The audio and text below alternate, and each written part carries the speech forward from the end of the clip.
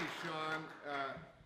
It's appropriate that we gather here in this historic building, this historic hotel, where some of us remember being brought at age 4 and 5 to eat fried chicken on Sunday afternoon after church.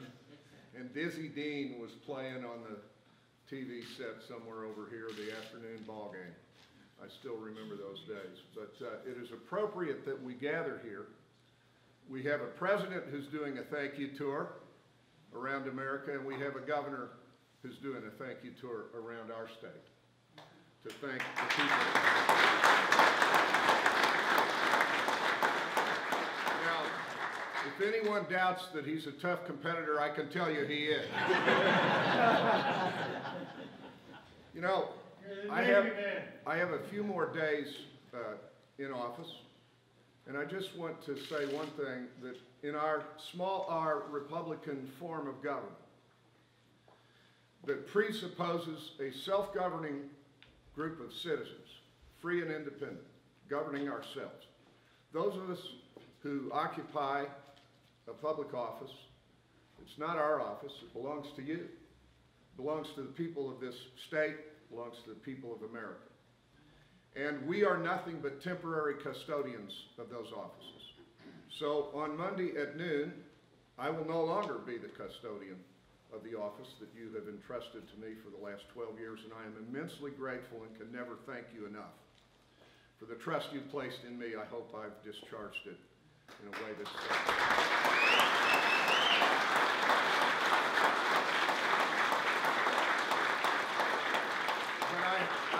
I believe that you can feel it in our country and in our state now, that great things are afoot. Great things are afoot. These are not ordinary days. I was on the phone with Senator Blunt this afternoon at about 3 o'clock, and he said he gets more optimistic about the possibilities that they have before them every day that he's working on the inauguration and looking beyond to deal with the tough issues our country faces. And I know that's the same spirit of confidence that our governor-elect, Eric Greitens, is bringing to the challenges he faces. Let's face it, he has a track record and a resume that has turned lots of heads to this point. He has a lot going for him, and he is now the repository of a great deal of hopes for this state and, who knows, beyond throughout the nation. We're going to see swift action. Southeast Missourians are going to be in the center of that action from and after Monday at noon. I see State Representative Kathy Swan here, State Representative Don Roan from down in New Madrid County, State Representative Donna Lichtenegger, State Representative Tyler Hubrecht from Stoddard County, and our Senator Wayne Wally. Did I miss anybody in the state legislature? I said Senator Wally. They are going to be in the middle of that. And Rick Francis, the new state representative from over in Bowinger County.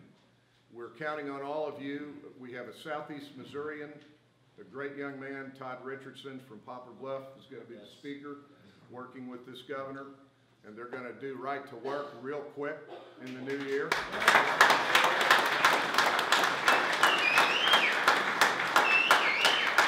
Missouri, we're going to hang an open for business sign back on Missouri's borders and send a message that Missouri is moving into the 21st century in the majority of states that are freedom to work states. You've got a lot more challenges ahead of you. I give you the next governor of the state of Missouri, Governor-elect Eric Greitens.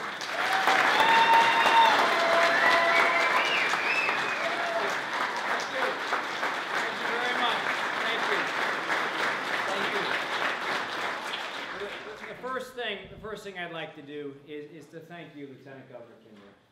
Thank you, sir, not only for this introduction, but I want to share with all of you that I've come to find that Lieutenant Governor Kinder has been extraordinarily thoughtful and kind and gracious and extraordinarily generous with the wisdom that he has built over his years in service. I look forward to continuing to call on him for his wisdom, his advice, and we all, please, let's take a moment to thank the Lieutenant Governor for his service.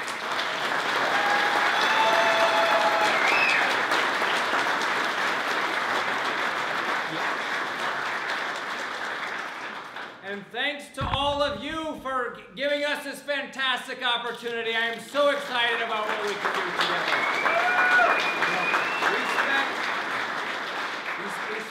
We spent a lot of time here in Southeast Missouri during the campaign. As I look around this room, I see so many of you who have become, just such fantastic friends. Such fantastic friends who came out, who supported us, who worked with us, who had our backs during this campaign. And I so appreciate you working with us on this campaign, your prayers, your support, your friendship. So many of you have got to know us so well, and you've continued to support us. Some of you know we had a tough moment a couple weeks ago where my wife, Sheena, was robbed at gunpoint.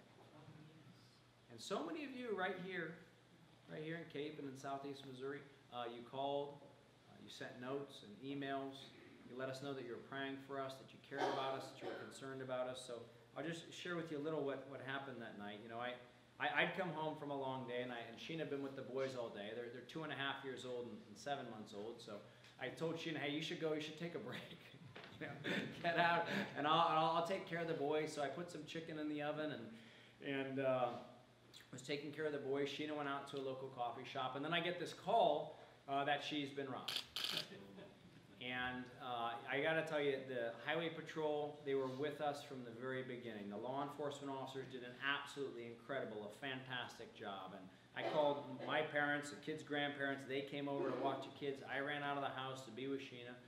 When we finally got done with everything, we came home. I'm starting to think now about the boys, and Joshua's 2.5, and I'm wondering, how is he going to process this? How is he going to think about this?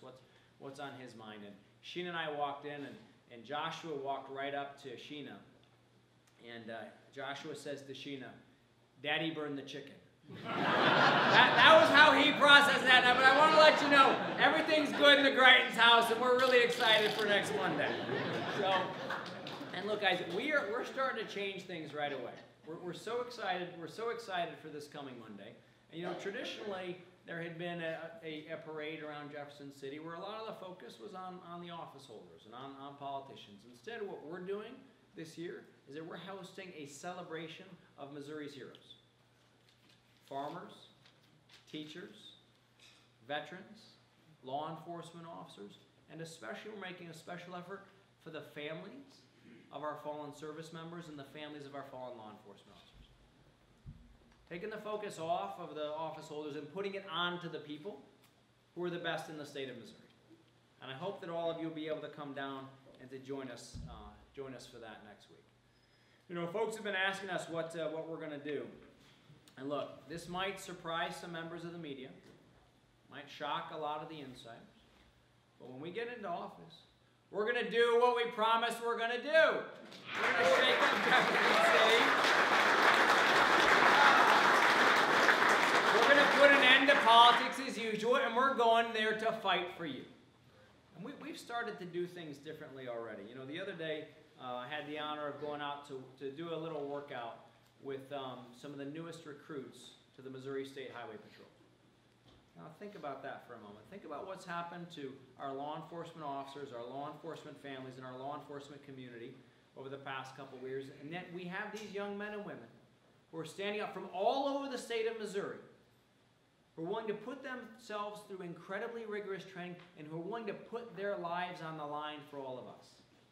And I thought that it was important that they hear directly from me, that they see that I am willing to go with them, to learn from them, to be with them on the front lines, and to let them know that we will always have their back and we support them.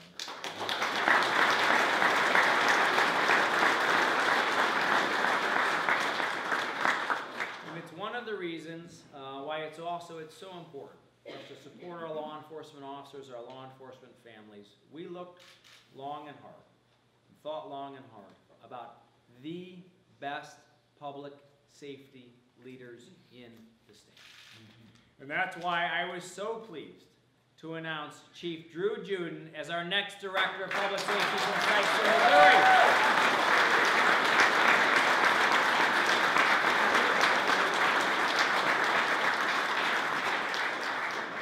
We've been doing things very differently. The other day, you might remember there was a really horrible ice storm here in Missouri.